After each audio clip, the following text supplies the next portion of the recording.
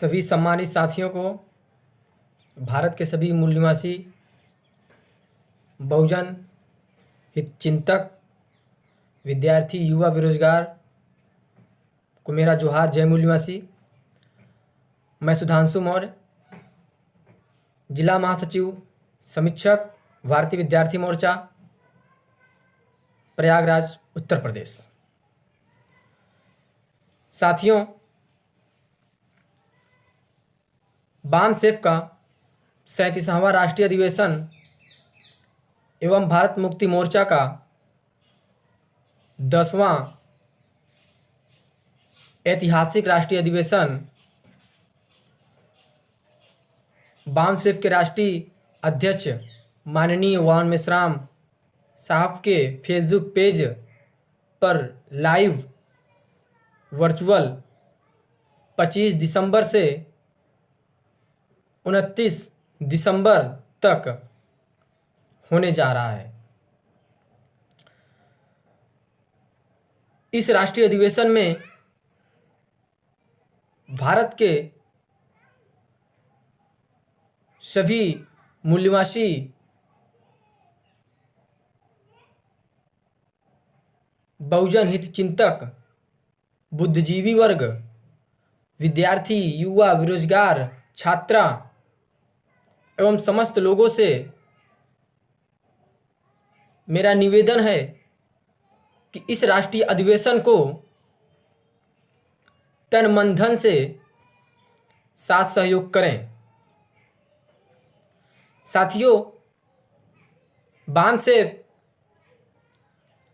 ने 1978 से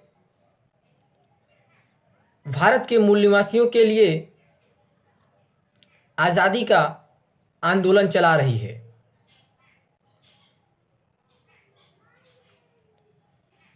साथियों,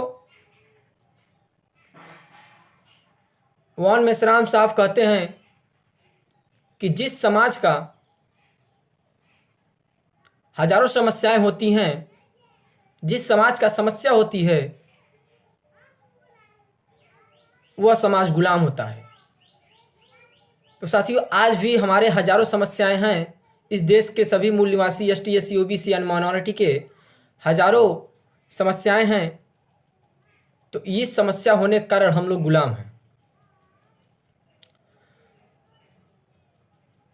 साथियों, बामसेफ ने जो विद्यार्थियों का संगठन बनाया है, इस विद्यार्थी का संगठन क्यों बनाना पड़ा? इसके दो कारण हैं।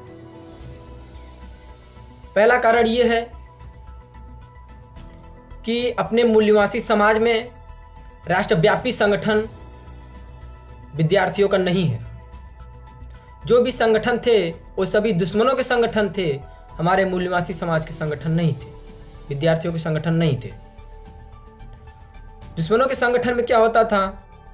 हमारे समाज के विद्यार्थी थे, उनका यूज एंड थ्रो होता था। जिसे एक पेन आती है, लिखो और फेंको, तो उसे लिख के फेंक दिया जाता था, यूज एंड थ्रो। ऐसे भी हमारे समाज के जो विद्यार्थी युवा हैं, उनका दुश्मनों के संगठन में सिर्फ यूज होता है, यूज होने के बाद फेंक दिया जाता है।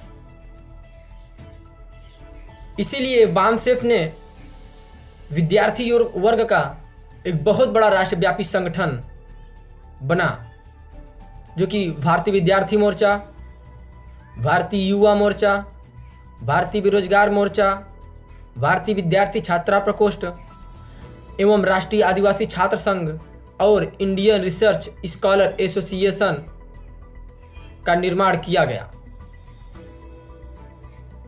और दूसरी कारण यह है कि जिन जिन महापुरुषों ने, मूल निवासी महापुरुषों ने मूल निवासी समाज को, बहुजन समाज को आज़ाद कराने के लिए जो आंदोलन चलाया, वो उनकी ही पीढ़ी में समाप्त हो गई। तो मेश्राम साहब ने सोचा कि जो बामसेफ का आंदोलन है, आज़ादी का आंदोलन है, ये बामसेफ के ही पीढ़ी में न समाप्त हो, उनके ही पीढ़ी में न समाप्त हो।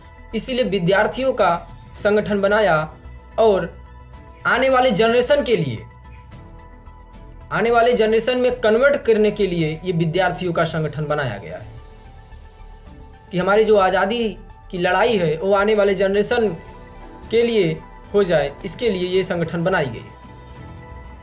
साथियों, जो इन संगठन में 10 साल, सिर्फ 10 साल मन लगा के काम किया जाता है तो वो हम लोग अपने ही जवानी में भरी जवानी में नेतृत्व करता एवं आज़ाद हो जाएंगे। अभी जैसे कि किसी विद्यार्थी का उम्र 25 साल है, अगर वो इस संगठन में 10 साल इन्वेस्ट करता है तो 35 साल हो जाएगा।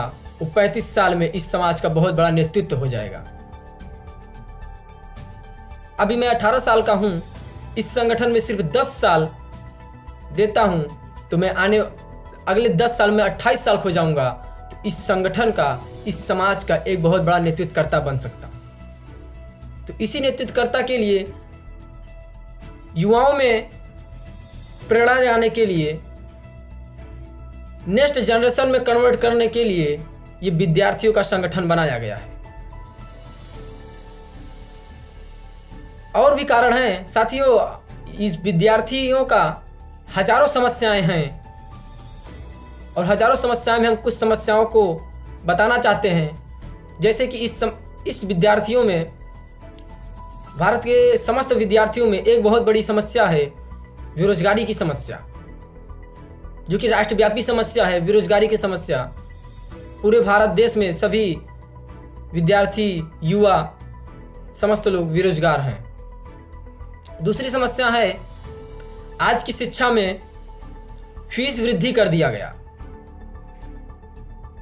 फीस इतना बढ़ा दिया गया, ये भी एक बहुत बड़ी समस्या है। क्यों बढ़ा दिया गया? कि हमारे लोग higher education and professional education ना कर सकें, क्योंकि हमारे समाज के पास इतना पैसा है नहीं कि जो हायर एजुकेशन और प्रोफेशनल एजुकेशन कर सके। इसीलिए मनुवादियों ने इस एजुकेशन को खत्म करने के लिए फीस वृद्धि किया, फीस को बढ़ा दिया। और दूसरी समस्या क्या है? यूनिवर्सिटी